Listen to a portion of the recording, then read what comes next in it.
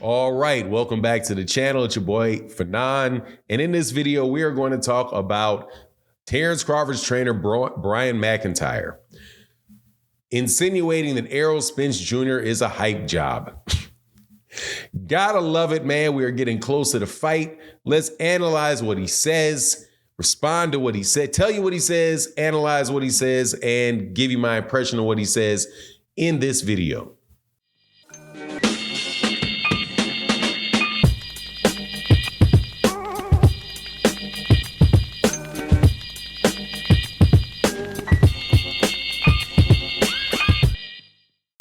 All right, welcome back to the channel. It's your boy Fanon, and in this video, we are definitely right in the home stretch. Last week, 1 week before the big fight next weekend, July 29th, between Errol Spence Jr.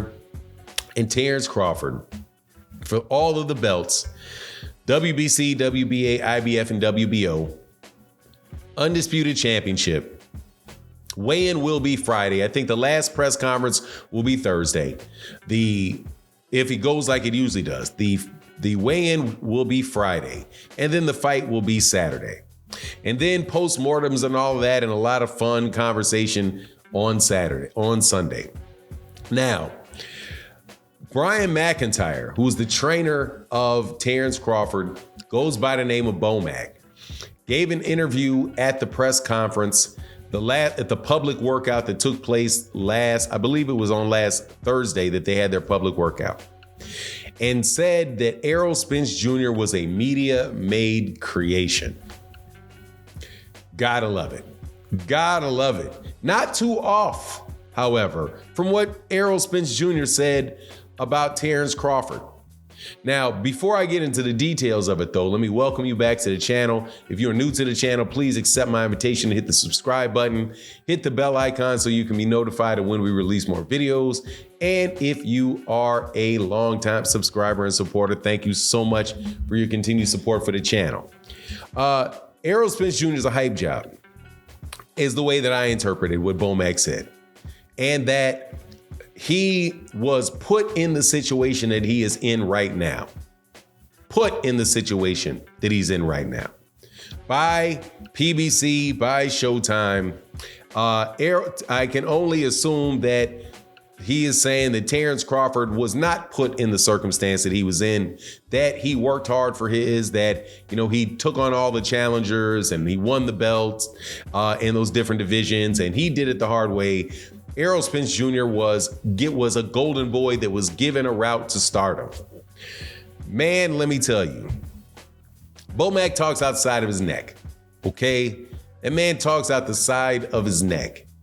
There is almost no way in the world he believes that right there, okay? That is so ridiculous. First and foremost, Errol Spence Jr., when he turned professional, most definitely was offered promotional contracts with all the major promoters. Why was that? Because he became an Olympic quarterfinalist, and he had a style and a fan-friendly style that people thought, okay, yeah, we can sell this guy because he's somebody that is going to come get you, and people are going to enjoy seeing that style, right? That's why he got all those offers coming out of the amateurs. 3-time or 4-time national champion, won a bunch of national championships. Very, very, very accomplished amateur. A more accomplished amateur than Terence Crawford was, even though he began boxing at a much later age than Terence Crawford did. Terence Crawford is also a decorated amateur, though, just to let you know. Not saying he had a poor amateur career. He went to the Pan Am Games. He didn't go to the Olympics, but he went to, I'm sure he won a lot of different tournaments in the amateurs. Everybody knew who he was, so clearly he was one of the top outstanding guys in the amateurs. Errol Spence Jr. was an Olympic quarterfinalist, and according to some people, they believe he should have got into the medal round. But as far as what he's done as a pro, that man was ducked by Keith Thurman for a while. I want to know how in the world he was given anything when the unified champion of the division was not looking to fight him at all. Terence, on the other hand, was over there. He had to earn it to get through Breedis Prescott, but then he got his fight with Ricky Burns. He got his fights with those people that were over in Top Rank, and he did what he's supposed to do. Errol was not he had to go over to the UK to fight Kell Brook in Kell Brook's hometown. That is not a give me type of situation. Neither is having to wait for a bunch of time in order to get a shot at Sean Porter. And Sean Porter is a 2-time champion in the division. That's not a gimme fight. Neither is Yordenis Ugas. Now, let's also talk about the fact that the man had a massive car accident they had to come back from, and also a torn retina that the man had to come back from.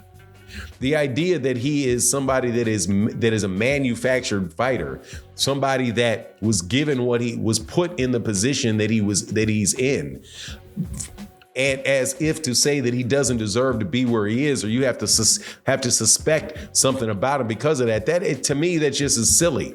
Similar to if somebody would have said that about Terence Crawford. Now, Terence Crawford, I do agree that, look, man, at 147, those guys, and I'm talking about everybody over there at Top Rank. I'm not just talking about Terence Crawford. I'm talking about everybody I see over there at Top Rank or have a bunch of matches made for them, fighting a bunch of guys that they know full well that they're going to beat. Keyshawn Davis is on that, is doing that right now. Lomachenko did that for a while, with the exception of several fights.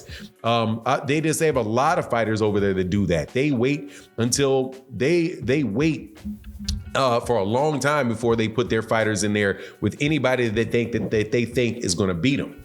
So that's not specifically out there on Terence Crawford. That's on Top Rank just in general, that they do that excessive amount of matchmaking with those guys. They build those fighters' names up. Now over there in the PBC, you get thrown to the wolves. You get thrown to the wolves. If they wanted to have highlight reels of Errol Spence Jr. Beating easy duck fighters, man, he wouldn't have to. They would keep throwing them at him, but he hasn't taken any. Every fight that he's taken for the last 3 years or whatever has been a former world champion, a current reigning world champion. I don't even think that it's been Kell Brook after he fought a couple. I think he fought Lamont Peterson and Carlos Ocampo. After that, it was Sean Porter. After that, it was Danny Garcia. After that, it was Ugas. And now it's Terence Crawford. I don't think you can be any further from the truth when you're saying that somebody's career was manufactured. And hope he's not thinking that going into that fight, because that kid is very, very real, man. Very basic fundamental fighter that is a highly skilled and highly talented person. And I'm telling you, when fundamentals meet extreme talent, that is a deadly, deadly combination.